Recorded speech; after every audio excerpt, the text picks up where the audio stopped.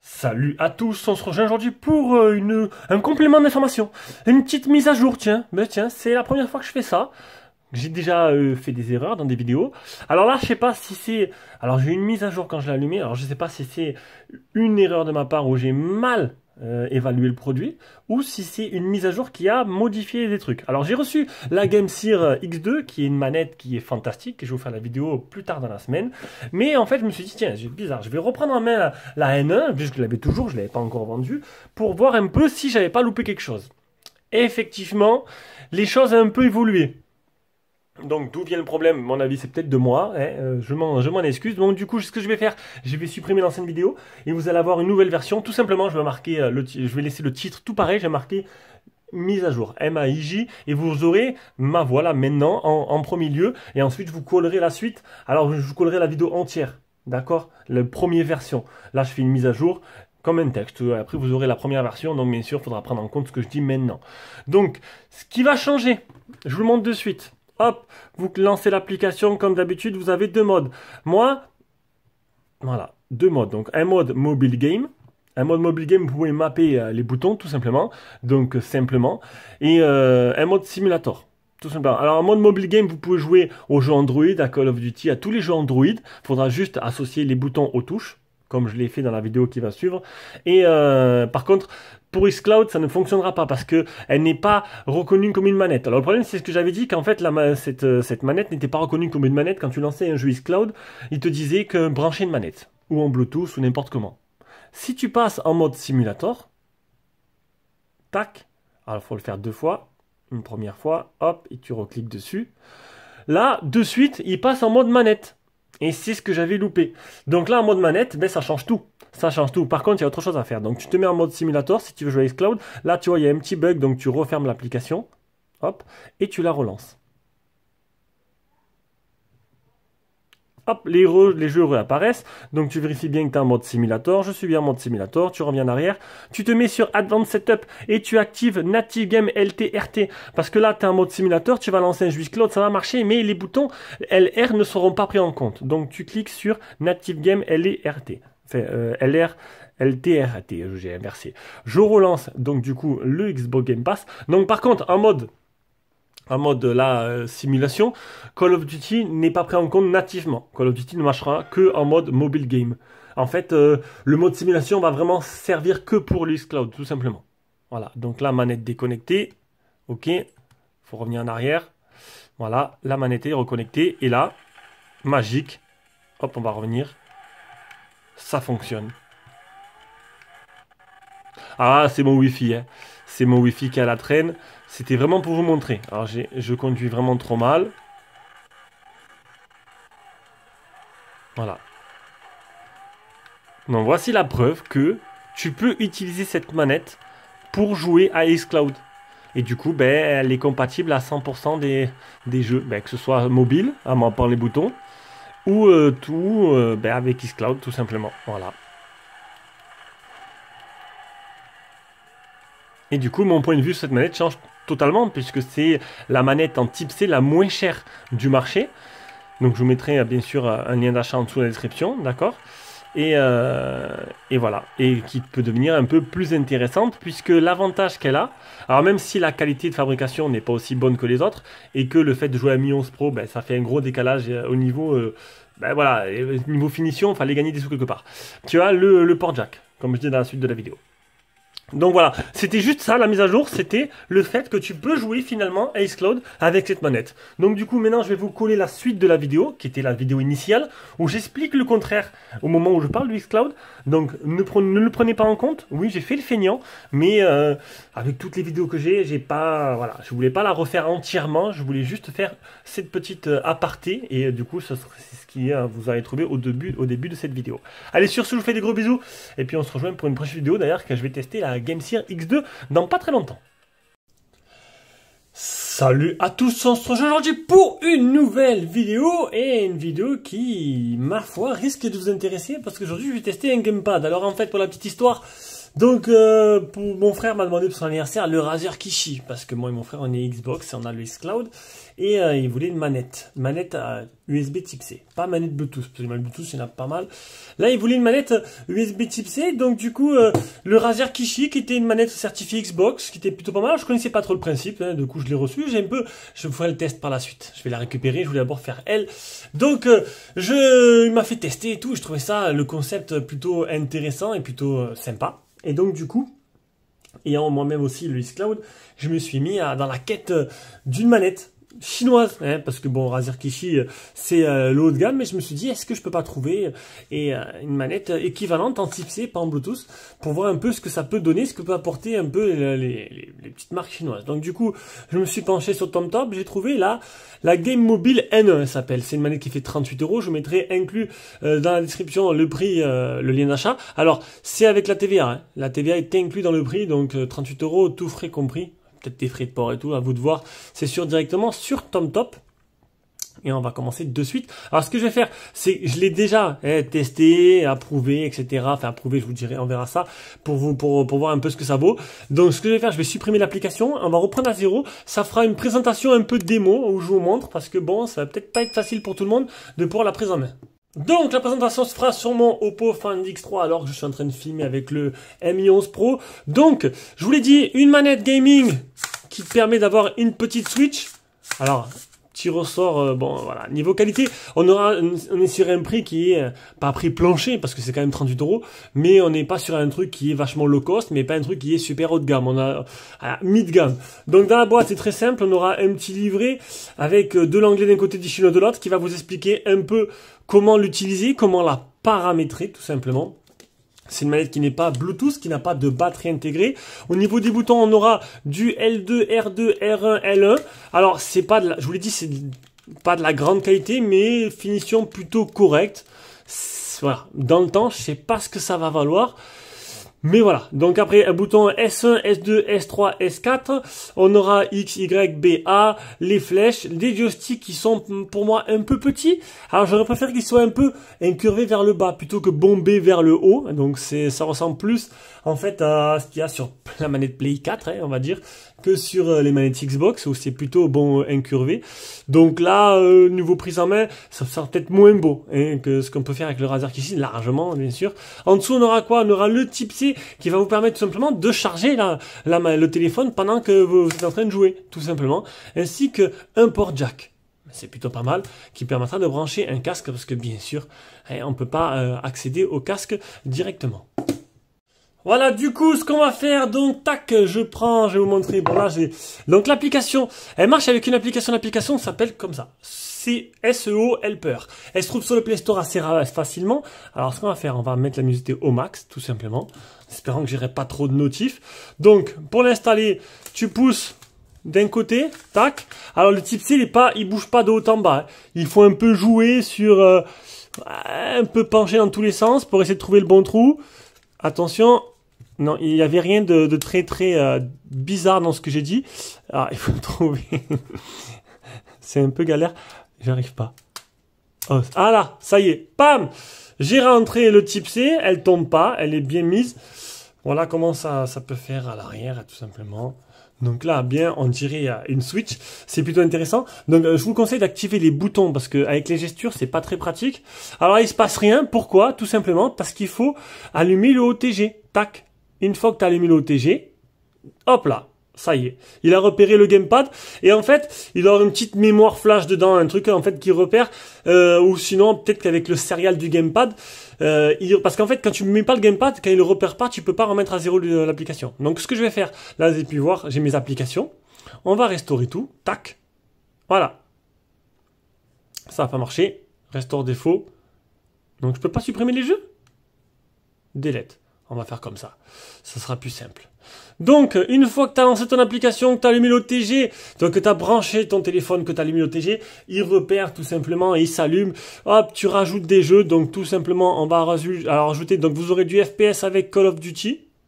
Donc, c'est un nouveau jeu. Voulez-vous ajuster les boutons maintenant? Non, on va le faire plus tard. Plus tard, vous allez comprendre pourquoi. On va ajouter un jeu de plateforme style Mario qui s'appelle Oddmar. Voilà, tac, plutôt sympa. Plus tard. Et on va rajouter le Xbox, le game Xbox. En fait, pour lancer les jeux, il faut vraiment passer par l'application. Sinon, vous n'aurez pas le petit programme qui va s'appeler, Xbox Game Pass, qui va s'ouvrir. Voilà. Les jeux sont installés. Je vais baisser un peu l'humidité parce que je ne sais pas si, voilà, installé. Alors, on va commencer par Call of Duty. Call of Duty qui est un FPS, hein, pour ceux qui connaissent pas. Donc voilà, voilà pourquoi je dis ça. Si ça permet de lancer le petit raccourci qui se trouve au-dessus, qui va vous permettre de positionner tout simplement vos jeux. Donc on a quoi? On a Force Switch. Alors Fast Switch, j'ai pas compris à quoi ça servait. Voilà. On a une position des boutons, on a retourné au menu normal, on a caché le menu et on a Data. Voilà, c'est les sauvegardes. Donc vous allez sur Position. On va attendre que ça charge tout simplement. Donc je voulais vous montrer quoi en attendant? J'ai fait le tour. Ah oui, quand il est bien connecté, il y a la petite LED verte qui s'allume là. Qui est juste là. On va monter le son. On va attendre que ça charge. Voilà, le son de haut-parleur. On va vous mettre sur pause et on reviendra directement quand j'aurai lancé une partie. Du coup, donc j'ai lancé le mode entraînement. On va devoir configurer la manette. Et oui, alors comment vous dire? Alors je vais baisser le son, c'est une manette certes qui n'est pas Bluetooth, c'est une manette qui est type C mais qui n'est pas reconnue comme telle en fait. C'est un accessoire OTG, hein, elle est reconnue en OTG, mais c'est pas comme si tu branchais en fait une manette en Bluetooth qui était reconnue comme une manette et qui était déjà préconfigurée. Tu vas devoir la configurer toi-même. Ça a des avantages mais ça a aussi des inconvénients. Bon, sachez que déjà par rapport au port casque, ça marche très bien. Voilà, je vais encore de revérifier.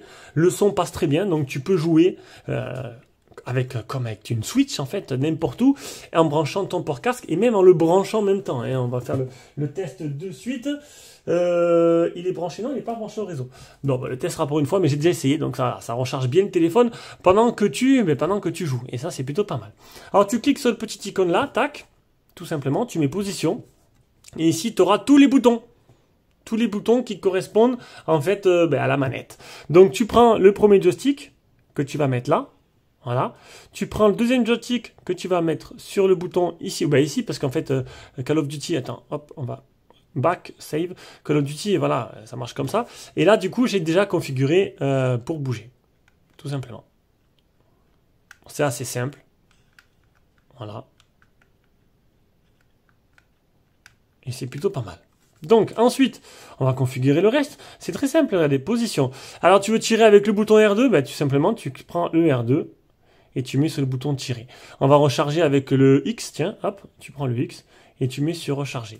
Et du coup, maintenant, tu vas pouvoir, alors, back, save, tu vas pouvoir tirer et recharger avec le X. Donc, c'est très simple. Donc, les joysticks sont plutôt de bonne facture, même si j'aurais préféré des joysticks plutôt incurvés vers l'intérieur. Sinon, qu'est-ce que je peux dire? Donc, au niveau, pour se diriger, c'est très simple. Par contre, pour tourner, il doit y avoir peut-être une option que je n'ai pas trouvée. Alors, peut-être dans Call of Duty ou peut-être pour d'autres jeux. Alors, le test, pour eux, il est fait sur la notice avec PUBG. Mais en fait, regardez, quand je tourne, voilà. En fait, ça va doucement et après, ça accélère. Et je n'ai pas réussi à pouvoir paramétrer ça dans les menus. Alors, peut-être que c'est possible. Mais moi, personnellement, j'ai pas réussi à le faire. Je vais peut-être peut-être vous proposer un autre FPS. C'est Jet Trigger 2, je crois. Je sais plus, il y a un FPS qui est plutôt intéressant à faire. Peut-être que là, ça ira plus vite avec le joystick. On testera ça en fin de vidéo. Voilà. Donc ça, c'est pour le FPS. Ensuite, on va passer à Oddmar. Oddmar qui est un jeu que je vous conseille. Donc moi, je l'ai eu gratuit parce qu'il était gratuit à un moment donné. Mais c'est un super jeu en fait de style avec des graphismes plutôt très jolis. À un moment, j'avais pensé faire découvrir des jeux et tout, mais faire des jeux mobiles. Mais déjà qu'on fait une vidéo par jour, si en plus je dois faire des jeux mobiles, on s'en sort plus. Donc Oddmar qui est vraiment un jeu magnifique et super. Et Oddmar qui ne pourra pas être joué en fait avec les joysticks. Alors, on va mettre jouer. Bon, là, on sera tout début du jeu, même si j'ai une sauvegarde, il n'a pas chargé. Il faudrait que je mette mon compte Google Play, etc. Donc, c'est un jeu style Mario, en fait, en scrolling horizontal, où tu peux sauter et taper en même temps. Plutôt très bien fait. Voilà. Alors, là, en fait, regardez. Donc, voilà, il y a deux... Là, on peut voir quoi? On peut voir l'écran qui est un peu avancé, reculé. Sauter avec... Alors, sauter, c'est avec... Voilà, c'est avec ce bouton-là. je crois qu'on peut changer commande à l'écran. Oui. Afficher sous-titres. Oui. Il n'y a pas d'autre façon de commande. Donc du coup, ce qu'on va faire, on va faire ça, on va paramétrer. Donc vous cliquez là. Après, ça garde en mémoire, hein, suivant les jeux. Donc en fait, vu que c'est les flèches, que c'est pas une... Alors c'est bien parce qu'on a pu tester le joystick. On va mettre les flèches à gauche là. Ici, donc c'est le même principe. Sauter, on va le faire avec B. Et taper avec A. Bon, taper pour l'instant, il n'y aura pas de... Voilà, et maintenant, hop, back, save. Vous allez paramètres, vous cachez les boutons. Et normalement, voilà, vous pouvez jouer. Ah, je l'ai mal mis. Alors, je l'ai mal mis. J'ai dû mal mettre les boutons. Alors, il faut faire apparaître les commandes. Bon, je le fais en direct. Hein. Ouais, c'est vrai que je me rappelle. Pour les flèches, il faut vraiment que ce soit super précis. Alors, on revient en arrière. On remet les boutons. On va bien les mettre. Ah là, quand il y a le trait rouge qui apparaît, on va voir. Ça devrait marcher. Je me rappelle avoir galéré un petit peu à reculer, avancer. Voilà, nickel. Et là, du coup, bah, tu peux cacher. Alors, ça saute et ça tape. Voilà. Donc maintenant, tu peux tout simplement cacher les commandes et jouer. Et pourquoi ça marche plus? Ah, oui, mais c'est normal. Si je... Ah, attendez. Si je cache les commandes. Non, on peut pas, hein. Il n'y a que gauche ou droite. On peut peut-être mettre le joystick, du coup. Alors, on va réessayer. Ça peut être intéressant si on peut mettre le joystick. Joystick, ici. Voilà. Hop, back, save. On revient. Et là, on peut jouer avec le joystick. Voilà. Et sauter. Ah ben voilà, on peut faire les deux. Ça, c'est bien. Alors, je le découvre en même temps, c'est bien parce que, en fait, j'avais pas fait comme ça au début. Le joystick, tu le mets là, tac. Tu reviens en arrière, save. Et du coup, tu peux toujours pas sauter. Sauter, c'est en faisant ça à l'écran. Alors, si tu montes le joystick vers le haut. Non, ça marche pas. Bon, le mieux, voilà, on va faire autrement, c'est de faire apparaître les commandes. Voilà. Et là, c'est plus simple. Voilà. Étant donné le style de jeu, autant jouer. Voilà, tu peux sauter même avec la flèche d'en haut, si tu préfères. Hop là.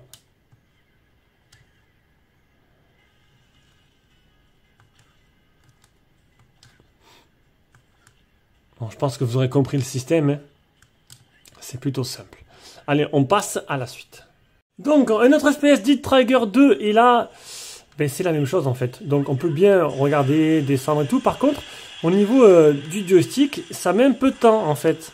Ça bouge pas de suite. Et ça, c'est vraiment dommage. Sinon, pour tirer tout, c'est plutôt simple. Alors, peut-être que dans les options, il y a une méthode. Mais vu qu'elle n'est pas reconnue comme manette, ça vient le problème viendrait de là. Voilà. Ce serait reconnu comme une manette, ce serait plus précis et moins lent dans le moment où il faut tourner. Bon là, il y a les tirs automatiques. Tu peux viser. Après, tu peux enlever les tirs automatiques si tu veux. Allez, on va maintenant tester le Xbox xCloud. Mais en façon, j'ai testé une autre méthode. Bon, ça fait toujours pareil. C'est toujours aussi long à regarder aux alentours. On va enlever ça. Donc, je voulais vous montrer autre chose. Donc, on va revenir en arrière. Hop, on va redescendre. C'est dommage. C'est dommage qu'elle ne soit pas reconnue comme manette. C'est vraiment dommage. Donc, ça dépend de l'utilisation que vous allez en faire. Donc, tu cliques là, hop, tu vas sur position et en fait, les boutons. Alors, les boutons, quand tu cliques deux fois dessus, tu peux les associer. Donc, normal, FPS, MOBA, set, swipe, macro, clic, combo, clic. Donc, c'est toi qui peux les associer en fonction de ce que tu veux en faire avec. Allez, on passe maintenant à l'application Xbox. Et donc, on lance l'application Xbox Game Pass. Alors, j'espère que mon Wi-Fi... Alors, je vais me mettre plutôt... hop, on va me mettre en un Wi-Fi 5 Go. Ce sera déjà beaucoup mieux. Hein. Ça y est, ça c'est fait. Alors, les gestures, c'est un peu la catastrophe. Tac, on relance. Alors, ce qui va être dommage, c'est qu'en fait, vous allez voir, alors vous mettez Cloud, vous voulez jouer... Alors, par exemple, on va jouer à quoi? On va jouer à Halo. Eh ben non, voilà, parce qu'elle n'est pas reconnue comme une manette. Tout simplement, c'est pas reconnu comme une manette. Donc du coup, par contre, si vous mettez... On va mettre Killer Instinct. ben là ça marche. Parce qu'en fait, Killer Instinct fait partie des jeux où il y a des touches à l'écran. Ça a été adapté pour le tactile. Donc le principe restera le même. Il faudra adapter les boutons aux touches à l'écran et vous pourrez jouer au jeu xCloud avec cette manette que au jeu la poignée de jeux qui sont adaptés pour l'écran tout simplement. Voilà, un peu comme vous pouvez voir actuellement. Donc le principe restera le même, vous ouvrez, vous cliquez, vous mettez vos 4 flèches, vous mettez vos boutons qui correspondent au mouvement et vous pourrez jouer avec la manette. Et plus simplement, par contre tous les autres jeux du xCloud qui sont simplement jouables quand on contient une manette Xbox ou un Razer Kishi ne seront pas compatibles. Donc voilà, donc c'était une petite vidéo de cette manette Gamepad 2 en 1 NE qui fera le taf, mais suivant votre utilisation. Pour le prix, ça peut être correct, ça fait une petite console de jeu. Alors bien sûr, je parle pas d'émulation, parce que l'émulation c'est naturel, c'est fait pour l'émulation, voilà. Donc j'ai pas testé d'émulateur, parce que je pense qu'en testant des petits jeux, vous avez compris le principe. Sur ce, je vous fais de gros bisous, et on se rejoint pour une prochaine vidéo. Ciao, ciao.